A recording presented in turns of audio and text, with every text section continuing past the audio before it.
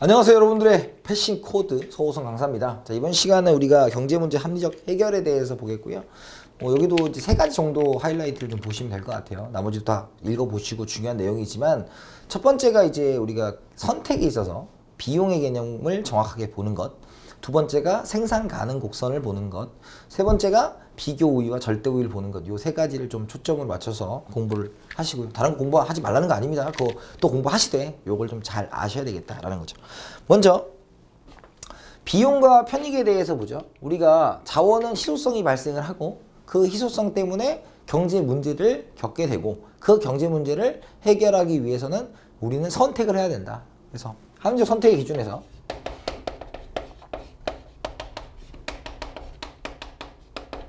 기본적으로 이제 두 가지가 필요했죠. 첫 번째가 편익이었고, 두 번째가 이제 비용이었는데, 기본적으로 편익이 비용보다 커야만 합리적 선택이다라고 말할 수 있다라고 했습니다. 따라서 기본적으로 동일 편익일 때는 최소 비용, 최대 편익일 때는 동일 비용이다 라는 것을, 동일 비용일 때는 최대 편익이다 라고 생각을 했죠. 그런데 이 비용의 개념에서 두 가지를 좀 생각을 해봐야 될 것 같습니다. 첫 번째가 우리가 비용의 개념에서 부러졌네요. 비용의 개념에서 중요한 것은 뭐냐면, 첫 번째가 기회비용이라는 게 있고, 두 번째가 이제 매몰비용이라는 게 있습니다. 매몰비용. 기회비용이라는 건 뭐냐면 경제학적 비용을 의미해요. 경제학적 비용.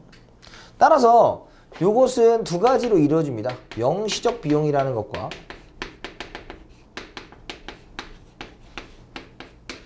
암묵적 비용이고, 기회비용은 반드시 회수가 가능해야 됩니다. 회수가 가능하다는 것은 첫 번째는 머릿속으로 실행되기 전의 비용이죠. 예를 들어서 이제 이 공부를 하시는 여러분들이 이 강의를 구매하기 전에 이 강의를 구매했을 때 들어가는 비용을 아직 쓰지 않았다면 회수가 가능한 거죠. 딴 걸 하겠다, 아직 고민 중이거나, 아니면 내가 이 비용을 지불하더라도 환불이라든지 어느 정도의 좀 떼고 받을 수 있는 것들이 있지 않습니까? 그런 게 있으면 기회비용이에요. 그런데 예를 들어 이 강의를 구매한 다음에 환불이 불가능하다. 근데 제가 구매를 해버린 거죠. 그럼 그것은 매몰비용입니다. 따라서 매몰비용은 회수가 불가능이고요. 이 매몰비용은 합리적 선택의 고려 대상이 아닙니다. 따라서 엎질러진 물이라고 표현하기도 하고, 이렇게 생각을 하시는 거죠. 그래서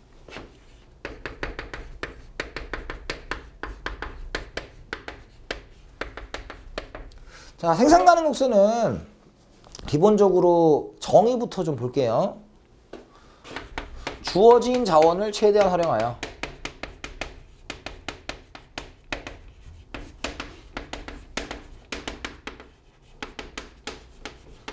주어진 자원을 최대한 활용하여 생산할 수 있는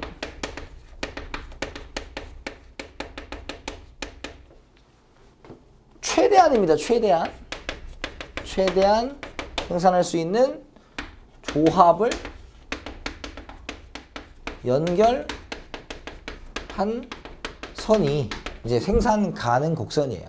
생산 가능 곡선. 그러면 이 생산 가능 곡선을 그려보면 이렇게 그릴 수가 있습니다. 어떻게? 이렇게 그릴 수 있고요.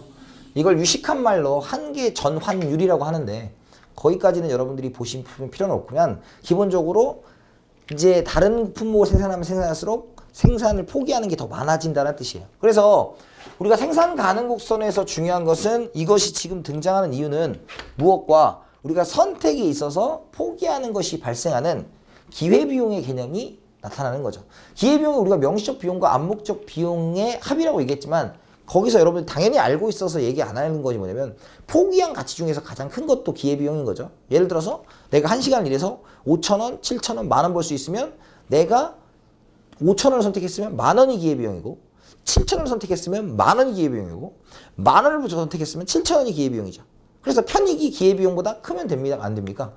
기회비용보다 커야 되고, 기회비용은 작으면 작을수록 좋은 거죠. 이해가시죠?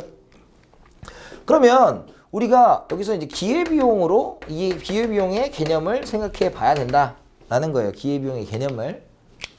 그러면 우리가 간단하게 여기가 이제 y제라고 하고 여기가 x제라고 합니다. 그럼 첫 번째 분석의 틀은 뭐냐? 만약에 지금 요 선이 생산 가능 곡선이라고 하는 건데 요 생산 가능 곡선은 주어진 자원을 최대한 활용하는 거죠. 읽는 방식은 만약에 요 점에 찍혀 있다면 어떻습니까? 요 점에 찍혀 있다면 x제는 이만큼 생산하고 y제는 이만큼 생산한 거죠.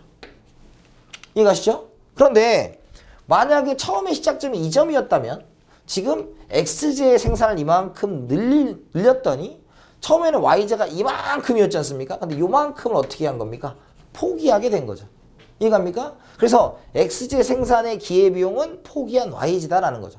다른 표현하면 이걸 a라고 하고 요걸 이제 b라고 가정을 합시다. b라고 가정해 볼게요. 그러면 지금 b에서는 x제의 생산량이 이만큼이고 그죠? y제의 생산량은 얼마큼입니까? 이만큼이죠. 즉 A점에서 B점으로 간다는 얘기는 x제의 생산량이 지금 어때요? x제의 생산량이 이만큼 증가했는데 그만큼에 대한 대가 우리가 자원을 무한하게 가지고 있는 것이 아니기 때문에 지금 요만큼의 y제를 포기해야만 이만큼 x제를 얻을 수 있다라는 거죠. 이해갑니까? 따라서 지금 이것은 기회비용의 개념이 들어가 있다라는 겁니다. 중요한 것은 만약에 이 생산 가능 곡선에서 이렇게 C점이 있고 뭐 요 생산 가능 곡선 안에 있는 무한한 점들을 C점이라고 가정하면 요 생산 가능 곡선 안에 있는 점들은 효율적인 생산이 이루어진 겁니까? 안 이루어진 겁니까? 당연히 안 이루어진 거죠. 그래서 비효율적 생산입니다. 왜냐면 주어진 자원을 최대한 활용하지 않았기 때문에 더 생산할 수 있음에도 불구하고 생산 가능 곡선으로 갈 수 있음에도 불구하고 생산을 하지 않았다라는 개념으로 생각을 해두시면 될 것 같습니다. 알겠죠? 그 다음에 두 번째는 요 생산 가능 곡선 위의 점은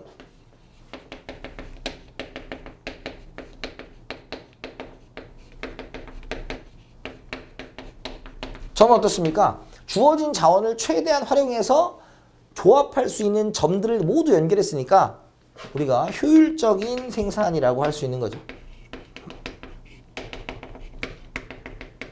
반면에 점이 만약에 여기 있다고 가정을 해봅시다. 여기 있다고 가정을 해보면 이 D는 C가 이 생산 가능 곡선 내부에 있는 점들의 일련의 조합을 얘기했다면 D는 생산 가능 곡선 밖에 있는 일련의 조합을 생각하셔도 무방하다라고 말씀을 드릴 수 있죠. 따라서 요 D에 관련된 것은 생산 가능 곡선 밖에 있는 거니까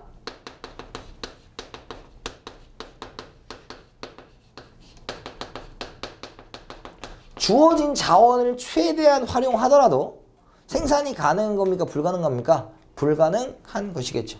그래서 생산 불가다라는 걸로 체크를 해두시면 되죠. 첫 번째 가셨죠?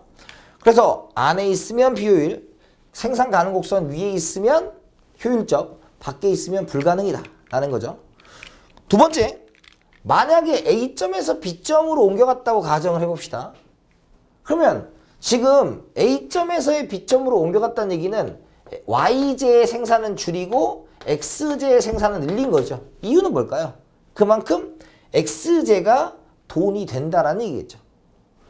만약에 여기에 이점이 있다고 가정했는데 이점에서 B점으로 가면 어때요? 지금 이점에서의 생산은 어때요? 이런 식의 생산이니까 X제가 이만큼이고 Y제가 이만큼인데 B점은 지금 Y제가 이만큼이고 X제가 이만큼이니까 X제의 양을 줄이고 Y제의 양을 늘린 거죠? 그럼 요건 어떻습니까? Y제의 가치가 더 높아지고 Y제가 훨씬 더 각광을 받고 있고 촉망받고 있으니까 Y제의 양을 이렇게 간다는 건 늘리고 X제를 줄인 것이다 라는 거죠. 그래서 점상의 이동을 우리가 이제 내생 변수에 의한 이동이라고 하는데 어렵게 생각하지 마시고 A에서 B로 갔을 때는 Y제를 줄이고 X제를 늘렸으니까 X제가 돈이 되는구나 라고 생각을 하시면 되고 반면에 이점에서 B점으로 가면 X제를 줄이고 Y제를 늘린 것이기 때문에 Y제가 더 돈이 되는구나 라고 생각을 해주시면 될 것 같습니다.